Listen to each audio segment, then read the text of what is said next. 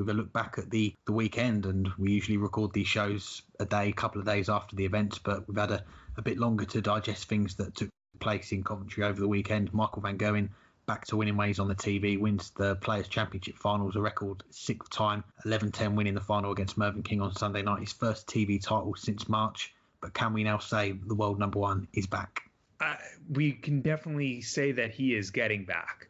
And it's something, there's two big critiques that I've had of him over the last year or so. The big one that I've harped on about over the last few months is that his consistency hasn't been there. He's not been able to put together back-to-back top-level matches, and he's kind of done that now in the last few tournaments, both, especially in the group stage of the Grand Slam, and then pretty much the entire weekend in the Players' Championship final. So he's gotten that together, and that's, when you go back to when he was at his best, he didn't have off matches. He had off mini sessions where he might drop to a 93 average for 5 legs. He'd still probably win 3 of those 5. But he very, very rarely had off matches. And an off match for him was like a 98, 99. Well, he was able to keep that consistency now pretty much every match for the last 2 tournaments. But the thing, though, that still has not been there is he's not at the level he was at 4 years ago. Granted, he doesn't have to be at that level to be back. He still won the majority of tournaments, even as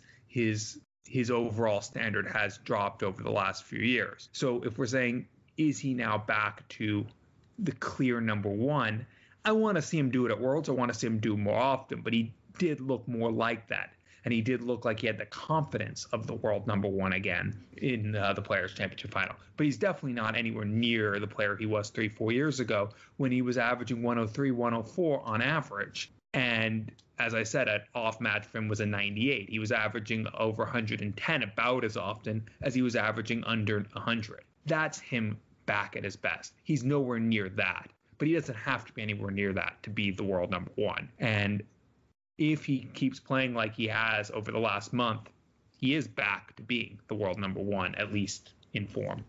Yeah, I think you're bang on there when you say he's getting back to his best. And the big test is the big test for every player that enters the tournament is going to be the World Championship coming up in less than 2 weeks' time now. But if he had missed out on this title, he'd have gone into it in the longest run without winning a TV title since he won his first TV title in the PDC, the World Grand Prix, all the way back in 2012. He's had a couple of runs. I was looking back today. He's had a couple of runs where he's gone 7 months without winning a TV title, and the first of those runs came after the World Grand Prix, then won the Premier League.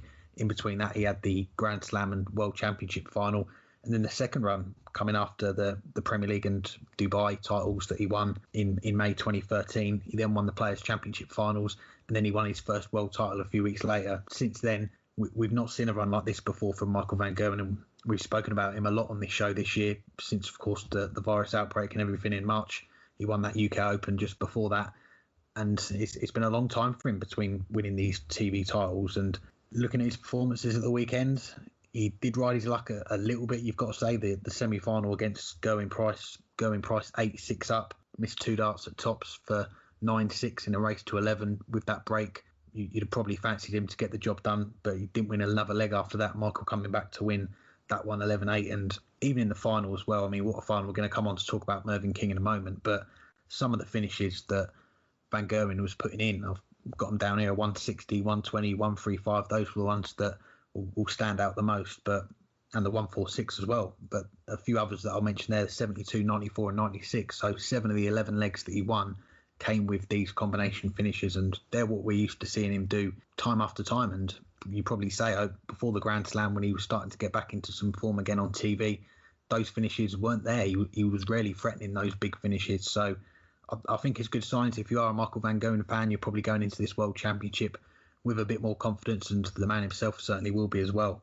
But yeah, like you, I want to see what he can do in this World Championship, and if he can produce that form again over a longer format and a longer spell as well over the 2 or 3 weeks that it will be.